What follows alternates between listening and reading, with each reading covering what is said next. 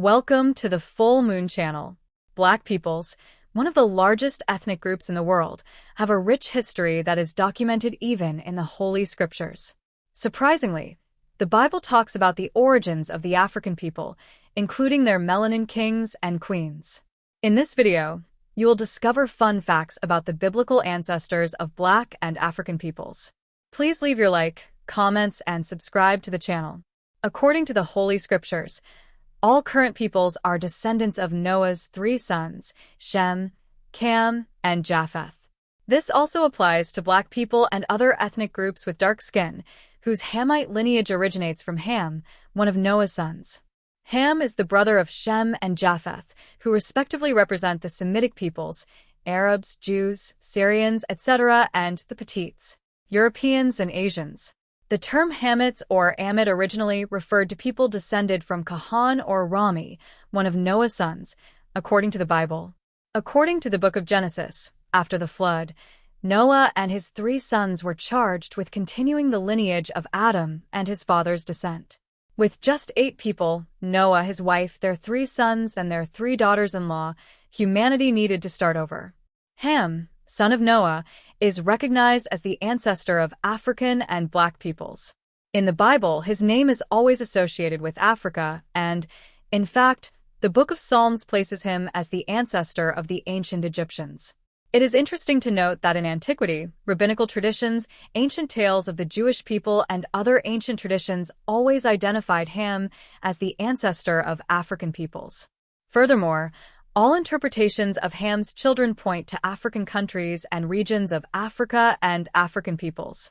It is curious that the name Ham itself, in Hebrew, Aramaic, and other ancient languages, means burned or dark, in reference to the skin tone of his descendants.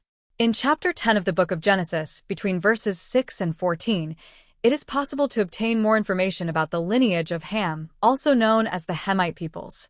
The text presents Ham's descendants: Cush, father of several African peoples, and Mizraim, father of the ancient Egyptians.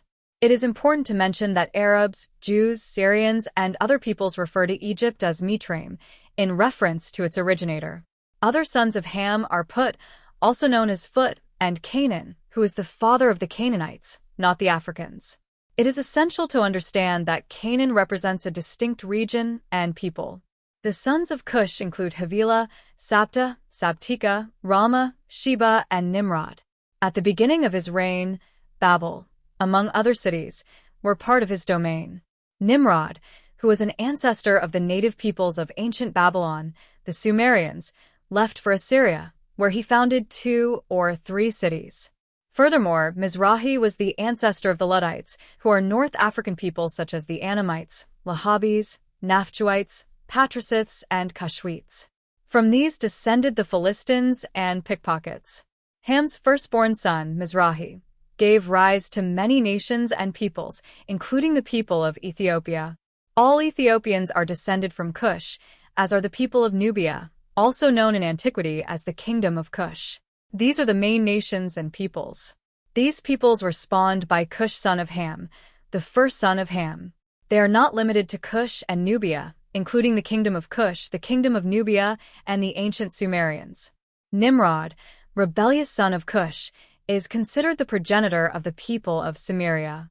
Furthermore, the peoples of South India, including those native to the region, are believed to be of Cush descent, as are many other Africans such as Malians, Eritreans, Kenyans, Congolese, and Bantus from Gabon. The term Cush is often associated with Ethiopia, Sudan, and Africa in the Bible, and its literal meaning is Ethiopia or Black. Cush was also the father of Kano and Mitraim, or Mizrahi. Mizrahi is considered the ancestor of the ancient Egyptians and many North African peoples, including the Berbers and the dark-skinned Tuaregs. It is fascinating to note that all Semitic peoples, such as the Arameans, Arabs, and Israelites, refer to Egypt as Mizrahi. This designation is used in several ancient languages, such as Aramaic, Arabic, and Hebrew. In the Book of Psalms, chapter 78, verse 51, it is mentioned that he smote all the firstborn in Egypt, the firstfruits of manhood in the tents of Ham. Besides Mizrahi, Cam also had a son named Put or Phut. An interesting curiosity is that the name Phut or Phut originates from the word that means landmark and is a reference to tribal hunters in Africa. Phut is considered the father of the native Black Libyans of Libya, as well as several other African peoples. Now, about the famous Curse of Ham or Curse of Canaan, many people in antiquity misinterpreted the Curse of Ham or Canaan, described in the book of Genesis, chapter 9. The text says that after Noah got drunk, his son Ham did not help him and instead told the other brothers that his father was naked and drunk in order to mock his father. But there is more than one interpretation of this text, but it is not the focus of the video. Noah placed a curse on one of the sons of Ham, specifically on Canaan. It seems like a lot of exaggeration on Noah's part, but at that time the relationship of respect towards the father was something almost sacred. Although Noah is apparently wrong to be drunk in this way, interpretations of these texts suggest that Noah would have gotten drunk accidentally because when growing grapes, an act that had never been done before, he would have accidentally discovered wine and got drunk without knowing it. Hence why God does not punish him. It is worth mentioning that Cam and his other 3 children Cush, Mizrahi, and Put are originally from African peoples. It is important to emphasize that the Black peoples were not cursed, but Canaan, father of the Canaanites who inhabited the Middle East. It was he who received Noah's curse, not the African peoples. It is crucial to clarify that interpreting the biblical text as if African peoples had been cursed is a serious error and a false interpretation.